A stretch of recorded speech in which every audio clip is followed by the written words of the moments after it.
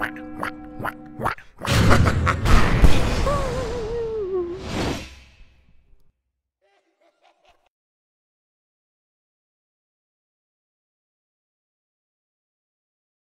the fields of the Somme, beyond the hills on which the sun rises day after day, the light illuminates the poppies of remembrance which grow in silence between the rows of white graves behind which stand proudly and young thousands of men, a whole generation of men who answered without hesitation to the call of duty and who for their countries served, fought and fell on the soils of northern France, who forever will always watch over them with the greatest respect and will be forever grateful to them. We will always remember them with love and will always take the greatest care of their memory, their stories, so that now, in the future, forever, they will never be forgotten, and so that the flame of remembrance never ceases to shine. Today, it is with the deepest gratitude and with the utmost respect that I would like to honor the memory of one of these men, one of my boys of the Somme who, for his country, on the soils of France, fought and gave his life, his today for our tomorrow. I would like to pay a very respectful tribute to Sergeant No. 5696 George Allen Forrest, who fought in the 43rd Australian Infantry Battalion, a company, 1st Platoon, 11th Brigade, 3rd Australian Division, and who died of his wounds 104 years ago, on April 20th, 1918, at the age of 29 on the Somme front. George Allen Forrest was born on June 9, 1888 in Springton, South Australia, and was the son of William and Sarah Ann Forrest of Belmont, Springton. George was educated at Public School Springton, South Australia, and before the outbreak of the war, he was a member of the firm of Forrest Brothers, graziers and farmer of Springton, and belonged to the Anglican Church and worked as a motor driver. Enlisted on March 10, 1916 in Adelaide, South Australia, as a private in the 10th Australian Infantry Battalion, 18th Reinforcement. He embarked with his unit from Melbourne, Victoria, on board HMATA 37 Baramba on June 27, 1916, and sailed for Plymouth, England, where he was disembarked on August 25, 1916, and a month later, on September 23rd, he was transferred and taken on strength in the 43rd Australian Infantry Battalion. A company, 1st Platoon, 3rd Australian Division, then was sent to Cotford, Wiltshire, and received his training on Salisbury Plain. After a period of 2 months of training in England, George embarked from Southampton on November 25, 1916, and proceeded overseas for France, where he was disembarked the next day, on November 26, and was sent to the front line in the north of France in the sector of Armentières, where he was wounded for the first time by a bullet in the arm and the right shoulder on February 19, 1917, and evacuated to the 9th Field Ambulance, then to the 2nd Australian Casualty Clearing Station. 2 days later, on February 21, 1917, he was embarked in the 10th Ambulance train and evacuated to Boulogne, admitted the same day to the 36th General Hospital, then evacuated to England 2 days later. In England, still suffering from his injuries, George was admitted to the Norfolk War Hospital on February 24, 1917, where he remained until May 17, 1917. After recovering from his injuries and after a period of rest, George embarked from Southampton on June 15, 1917, and was sent to Belgium, then was disembarked in Roulers on June 16, and joined the 43rd Australian Infantry Battalion and fought with great courage during the Battle of Messines, then during the Third Battle of Ypres. The Third Battle of Ypres was the major British offensive in Flanders in 1917. It was planned to break through the strongly fortified and in-depth German defenses enclosing the Ypres salient, a protruding bulge in the British front line, with the intention of sweeping through to the German submarine bases on the Belgian coast. The battle comprised of a series of limited and costly offensives, often undertaken in the most difficult of waterlogged conditions, a consequence of frequent periods of rain and the destruction of the Flanders lowlands drainage systems by intense artillery bombardment. As the opportunity for breakthrough receded, Haig still saw virtue in maintaining the offensives,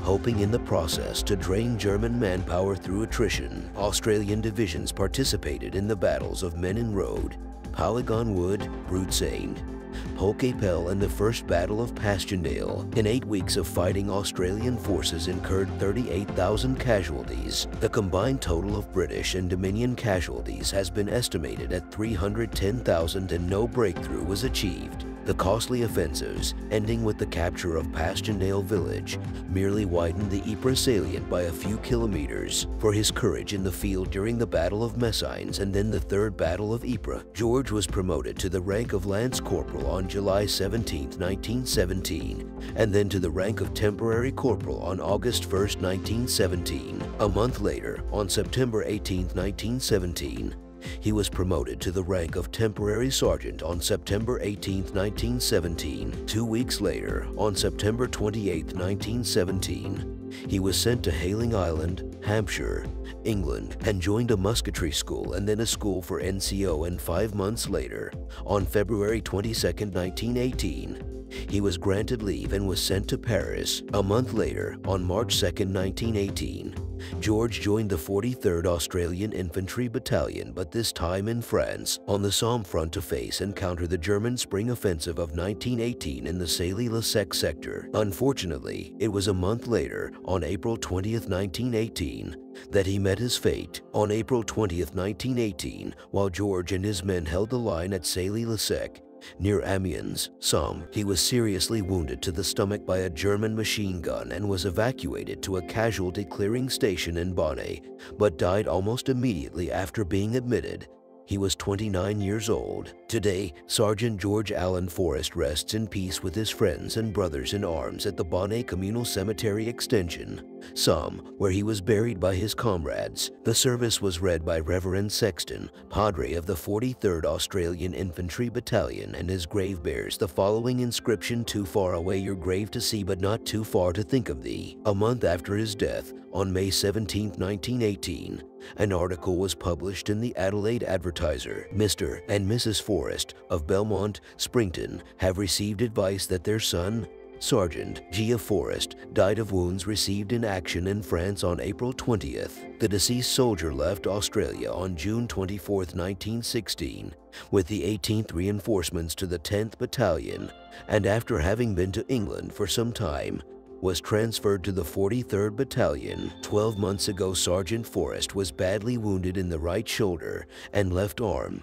and invalided to England. He returned to France and soon after gained his promotion. He was well known in tennis circles and was a member of the firm of Forrest Brothers, Graziers and Farmer of Springton, and belonged to the Anglican Church. Another brother, T.B. Forrest, is on active service in France with the Field Ambulance. Both enlisted and left Australia together. George Allen Forrest's brother was named Thomas Brust Forrest, service number 5695, and courageously served as driver in the 14th Field Ambulance. He survived the war and returned to Australia on July 6, 1919. He died on April 30, 1961 at the age of 69 and rests in peace in Centennial Park Cemetery, South Australia. George, you rest today in peace on the peaceful lands of France. Here in the Somme, where alongside your comrades you fought and served with the greatest courage for your country, for which you gave your life. I would like, with all my heart, to express to you my greatest gratitude, but also the gratitude of France, for which you have done so much and for which you gave so much.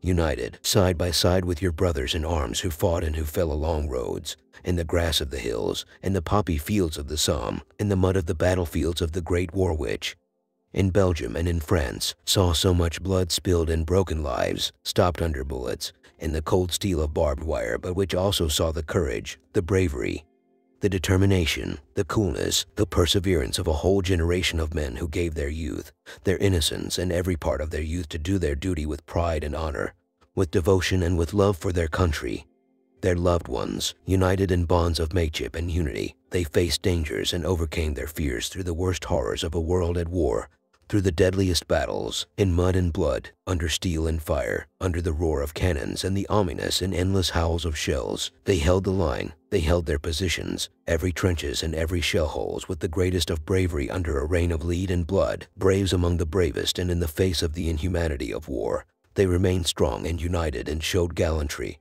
and compassion. They fought for their friends and their brothers who were at their side. They fought in solid ranks and determined for freedom and justice, for noble causes which united them in the trenches. Gone but not forgotten, these men, their memory, their stories will never be forgotten and will never be forgotten and will never be condemned by the weight of the years. Forever young and united as they were in life and on the battlefields, They will always remain together in eternal rest. It is with the greatest respect that I will always watch over them and that I will keep their memory alive so that in our hearts as in the stone of their graves, their names and their faces, their stories remain engraved forever so that they live forever. Thank you, George, for everything, with all my heart, with all my respect for you and for your brothers in arms. At the going down of the sun and in the morning, we will remember him.